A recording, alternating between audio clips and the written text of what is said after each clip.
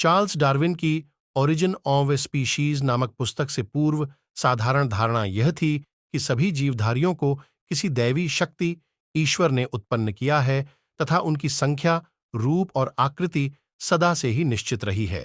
परंतु उक्त पुस्तक के प्रकाशन सन 1859 के पश्चात विकासवाद ने इस धारणा का स्थान ग्रहण कर लिया और फिर अन्य जंतुओं की भांति मनुष्य के लिए भी यह प्रश्न साधारणतया पूछा जाने लगा कि उसका विकास कब और किस जंतु अथवा जंतु समूह से हुआ। इस प्रश्न का उत्तर भी डार्विन ने अपनी दूसरी पुस्तक डिसेंट ऑफ मैन सन 1871 द्वारा देने की चेष्टा करते हुए बताया कि केवल वानर, विशेषकर मानवाकार, ही मनुष्य के पूर्वजों के समीप आ सकते हैं।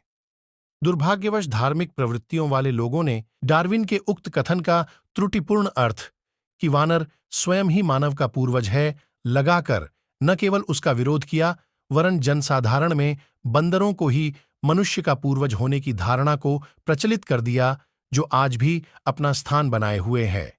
यद्यपि डार्विन मनुष्य विकास के प्रश्न का समाधान न कर सके, तथापि इन्होंने दो गूढ़ तथ्यों की ओर प्राणी विज्ञानियों का ध्यान आकर्षित किया। कपि और मानव एक दूसरे के पूर्वज है। एक, मानवाकार कपि ही मनुष्य के पूर्वजों के संबंधी हो सकते हैं, और दो, मानवाकार कपियों तथा मनुष्य के विकास के बीच में एक बड़ी खाई है जिसे लुप्त जीवाश्मों फॉसिल्स की खोज करके ही कम किया जा सकता है। यह प्रशंसनीय है कि डार्विन के समय में मनुष्य के समान एक भी जीवाश्म उपलब्ध न होते हुए भी उसने भूगर्भ में छिपे ऐसे अवशेषों की उपस्थिति की भविष्यवाणी की जो सत्य सिद्ध हुई।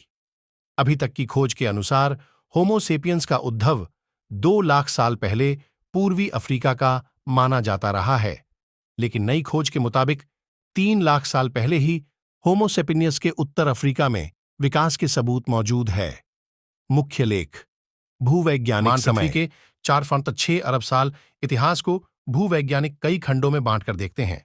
इन्हें कल्प, इयॉन, संवत, एरा, अवधि, पीरियड और युग, ईपॉक कहते हैं। इनमें सबसे छोटी इकाई है ईपॉक। मौजूदा ईपॉक का नाम होलोसीन ईपॉक है, जो 11,700 साल पहले शुरू हुआ था। इस होलोसीन ईपॉक को 3 अलग-अलग कालों में बांटा गया है: अपर, मिडल और लोअर। इनमें तीसरे यानी लोअर काल को मेघालयन नाम दिया गया है। मानवाकार सभी जीवाश्म भूगर्भ के विभिन्न स्तरों से प्राप्त हुई हैं। अतएव मानव विकास काल का निर्धारण इन स्तरों, शैल समूहों के अध्ययन के बिना नहीं हो सकता। ये स्तर पानी के बहाव द्वारा मिट्टी और बालू से एकत्रित होने और दीर्घकाल बीतने पर शिलाभूत होने से बने हैं। इन स्तरों में जो भी जीव फंस गए वो भी शिलाभूत हो गए। ऐसे शिलाभूत अवशेषों को जीवाश्म कहते हैं। जीवाश्मों की आयु स्वयं उन स्तरों की जिनमें वे पाए जाते हैं आयु के बराबर होती है।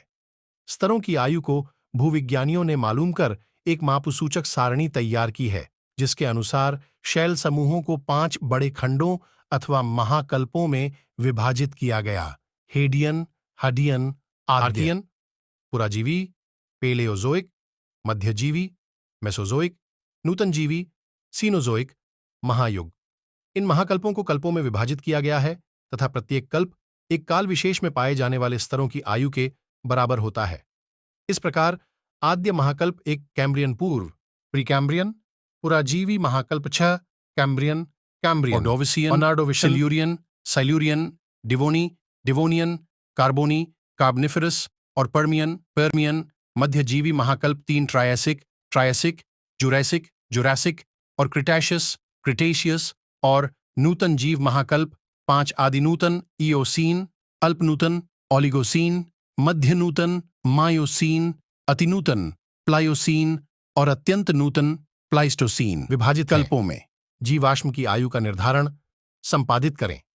मुख्य लेख: जीवाश्म शैल समूहों से जीवाश्मों की केवल समीपतरवी आयु का ही पता चल पाता है।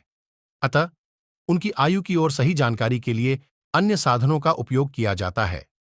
इनमें रेडियो एक्टिव कार्बन C14 की विधि विशेष महत्वपूर्ण है, जो इस प्रकार है: सभी जीवधारियों, पौधे हों या जंतु, के